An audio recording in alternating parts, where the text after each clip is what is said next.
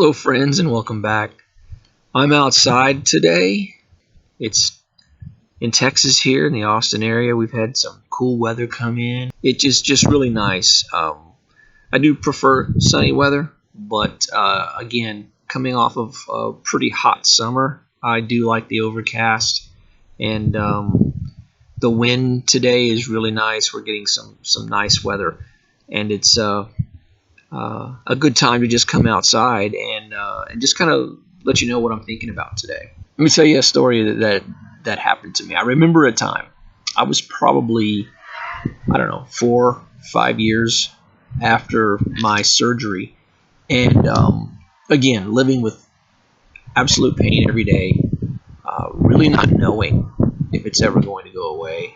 And I, at that point, had stopped taking opiates and other prescription medication for pain. And so I remember I'd gotten up in the morning, and then I was out and about driving, and I remember thinking to myself, it just all of a sudden occurred to me, I'm not really in a lot of pain today. And if you live with chronic pain, you're going to understand this. If you don't live with chronic pain, you may not understand this. I remember thinking, oh my God, what's wrong? Yeah, it's the thing you want. You don't want to be in pain, and when you're not in pain, you're suspicious of why you're not in pain. And then your mind runs the gamut of from some other chronic illness to what you did to get to this place. I remember my mind racing. What did I do yesterday? What did I do yesterday? What did I do yesterday? Because I want to repeat that every day if this means I'm not going to have pain. And that's the way it is with chronic pain. You have good days and you have bad days, and that's just how it is. And that was a really good day. And so my mind starts going in this direction. Hey, what would you like to do today? Would you like to go on a hike? You haven't done that since before surgery. Would you like to go on a hike? And then you start thinking, maybe I want to go and do something else, laser tag. Your mind just starts filling up with the possibilities of what you can do when you don't have chronic pain, or that it's so diminished that you feel like you've got your life back. And then what happens? So you start thinking to yourself, I don't want to go and do anything. I want to sit still. I just want to sit still because I'm afraid that if I go and do anything, the pain's going to come back. So your mind is running through all of these scenarios and these narratives, and you don't know what to do. You're so freaked out that you don't have pain. Again, if you don't live with chronic pain, you may not know or understand that. But the mind of someone who lives with a chronic, whether it's pain or an illness, is in a constant state of static franticness. It is stressful, and it's trauma. It's all the time trauma. And so when something is out of the ordinary, it freaks us out. It doesn't matter. Normally out of the ordinary is more pain or another illness. But when we have no pain, wow, we don't even know what to think about that. So I honestly can't remember what I ended up doing that day, but it was significant to me. You may have things in your life that you want to do.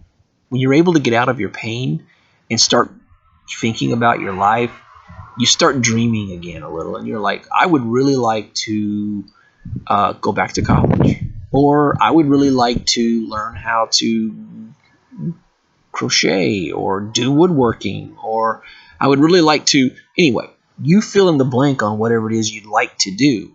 But then the very next thing you think is, but what if my pain keeps me from doing it? And then you get still again. And what that means is you've been comfort zoned. Yep. Everybody has a comfort zone. Everybody has a comfort zone. And every strategist and motivational speaker and people who live life to the fullest will tell you that the best thing you can do is get out of your comfort zone. It doesn't matter whether you have chronic pain or not. Get out of your comfort zone. So I have always said to myself, if I wanted to do something, if it's something I wanted to do, And this is, again, I'm an extreme person, and I don't expect that anybody would want to put themselves through the suffering I have at times. But you decide you want to do something. And so I made a deal with myself.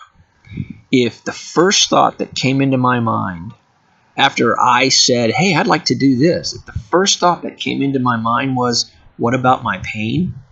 Well, that settled it. I was going to do it. That was the answer. I was not going to let the pain decide whether I was going to do something or not. That didn't always work out well. And I think I've said this in other videos. That didn't always work out well, but I learned. I learned about myself. I learned about what I wanted to do. And I learned that if I just have a decision point, move forward slowly, jump all in, but move. It's just about moving. It's about not letting the pain decide for you.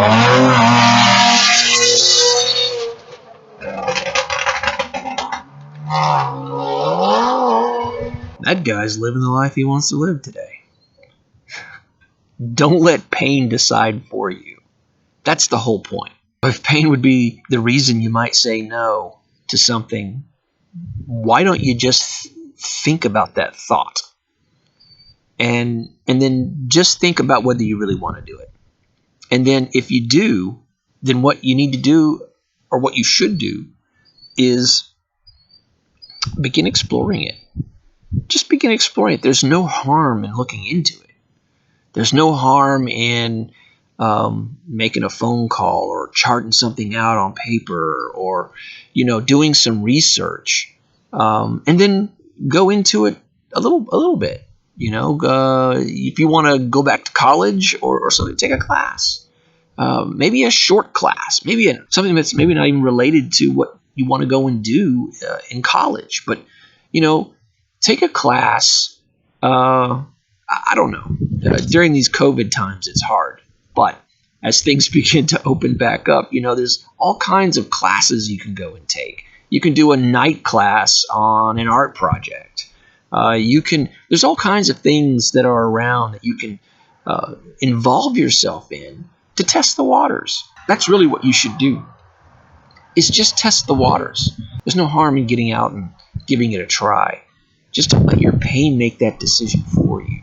One of the things that I did early on, and I mean early on, 6 months after surgery.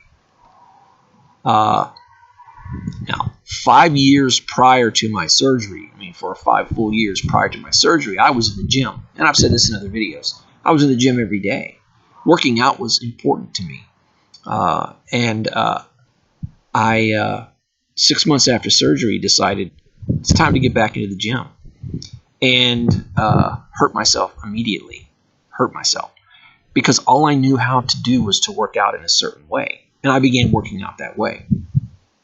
And pushing myself and lifting more than I should be lifting. And all I did was hurt myself. And then I'm 4 weeks out of the gym. And then I'm 3 days back in. And then I'm 3 weeks out. And so the point of that is I wanted to engage in fitness activities.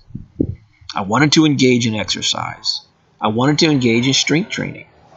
And so I just got out and I did it. And I hurt myself. And I hurt myself a lot.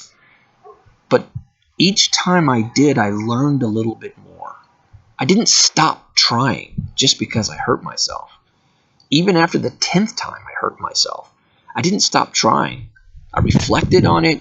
I said, okay, let's not do this. Let's try this. And I went back in. And I didn't stop. Now, what I did find out ultimately was that the gym didn't work for me.